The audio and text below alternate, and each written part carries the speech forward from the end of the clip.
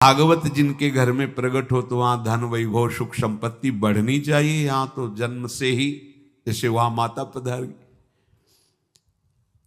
ये क्या है? तो श्री भगवान स्वयं कह रहे हैं, यस्य तुष्टो ह्रहम पार्थ वित्तम तस्य हराम्यहम करोमि बंधु विच्छेदम सच कष्टेन जीवति। हे अर्जुन, मैं जिस पर बहुत प्रसन्न होता हूं। आप अपने ऊपर भगवान को बहुत प्रसन्न करना चाहते हैं? बहुत प्रसन्न करने में यह है, देख लो। कह रहे जिस पर मैं बहुत प्रसन्न होता हूं सबसे पहले उसका ऐश्वर्य नष्ट करता हूं। फिर क्या करता हूं? फिर बंधु बांधवों का। फिर क्या करता हूं? असाध्य रोग उसके शरीर में। बोले महाराज जी तुम प्रसन्न हुए हो कि पूरे के पूरे नाराज हो गए हो? बोले यही मेरी प्रसन्नता है। क्या? माया का नाश। अब एकमात्र भरोसा केवल भगवान का, दूसरा कोई नहीं। ये सबको पसंद नहीं आएगा। सब तो उस भगवान की भक्ति चाहते हैं कि अगरबत्ती धूप बत्ती तन मन धन सब तेरा स्वामी, क्या लागे मेरा।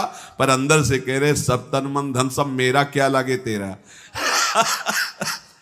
ऐसे तो चलेगी भक्ति। लेकिन कई बार सत्संग में पीछे धाम में कहा था कि भगवान को रिझाकर लोक मांगोगे तो चैन से रह लोगे, और अगर उनसे प्यार करने की बात मन में ठानी कि बस मुझे केवल आपकी आंखों में आंखों को मिला करके जीवन व्यतीत करना है, मुझे और कुछ नहीं चाहिए, तो फिर लाडले आपको दुशरिहा का कोई आश्रय रहने नहीं देंगे। ध्यान रखना, जितने दुशरिहा होंगे तो ये बर्दाश्त हो तो कदम आगे बढ़ावे।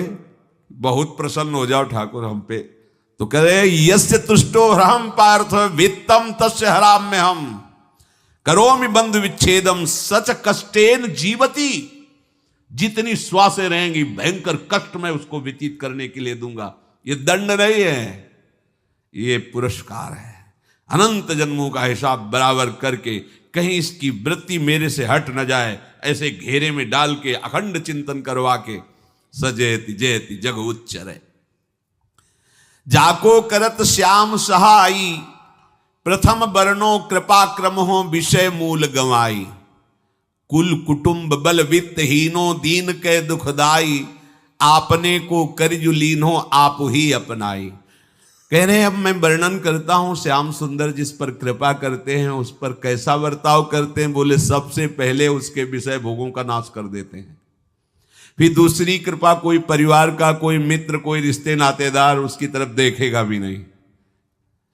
फिर ऐसा दुख प्रदान करते हैं कि केवल एक भरोसा रह जाता है, एक भरोसा, एक बल, एक आस विश्वास, बस नाथ आपके सिवा अब हमारा कोई नहीं। बस वहीं से जो चमत्कार प्रकट होता है, त्रिभुवन में कोई उसकी समानता नहीं कर सकता जिस पर ठाकुर की कृपा है। पर इस कृपा को हजम करने के लिए इसीलिए संत संग किया जाता है कि पहले से वो तैयार कर देते हैं। जैसे आर्मी की ट्रेनिंग होती है ना, ट्रेनिंग के बाद भी बॉर्डर में लगाया जाता है, ऐसे ही संतजन ये ट्रेनिंग देते हैं। अब जो टिके तो टिके, नहीं तो घर बैठे जाके। और अगर टिक गया तो गुरु मेहरबान, तो चेला